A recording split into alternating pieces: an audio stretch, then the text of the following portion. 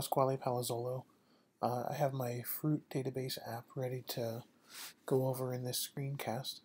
And I'm kind of covering everything I did this week from the assignment just before this one and this final assignment for week 2.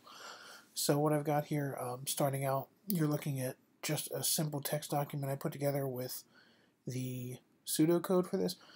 I did not make my pseudocode or my flowchart very in-depth because this is kind of a simple function and I wanted to keep it as simple and as just not confusing. So what I did was, I know that the first thing we're doing here is we're clicking into these fields and we're wanting to get the fruit name and the fruit color into the database, so I just kept it as simple as that. If I'm adding data from the form, if the form was submitted by the user, then insert the data, the fruit name and the fruit color to the table, and then also display that in the browser. It's going to basically loop through each of the database records and then output the fruit name, the fruit color, and the delete link, which I was able to get working to the browser. So then you've got the other function of this is once the fruits are populated to the database, you want to be able to delete them.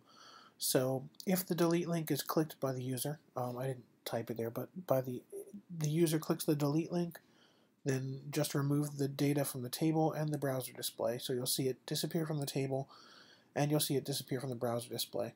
I put this same format into my flowchart just starting right here at the beginning. Did the user enter and submit data? Of course, nothing really happens here. If nobody clicks the button, it just stays there, but I just wanted to kind of show that. So the user must enter a fruit name and a color and submit the form. So once the user does submit the form, you see this insert the data into the fruits table. It loops through the database and then it outputs the fruit name and the fruit color to the browser.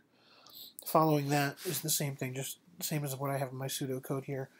After everything's output to the browser and loaded into the table, did the delete link get clicked? If yes, then remove the data from the fruits table and remove it from the browser.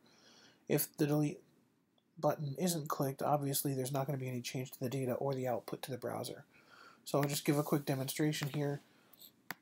Typing in my fruit name, I don't know, I'll pick kiwi, and well, kiwi's green in the middle, so I'm going to type green for the fruit color and then submit the form. Oh, first showing you real quick, here's my database and it is completely empty. As soon as I submit this, let's have a look at you see it pop up here in the browser. If I refresh, there it is, number 1, and I can do that again and submit, and you get cherry here and you get cherry there. So same thing happens. My delete function, if you click it here and you delete, you're going to see that change and update in the database and in the browser, and can delete cherry out of there and see a delete from here. So there it is. That's everything I was able to accomplish this week in terms of the big assignments, and I hope it's adequate. Learned a lot this week and it was really fun. Thanks a lot.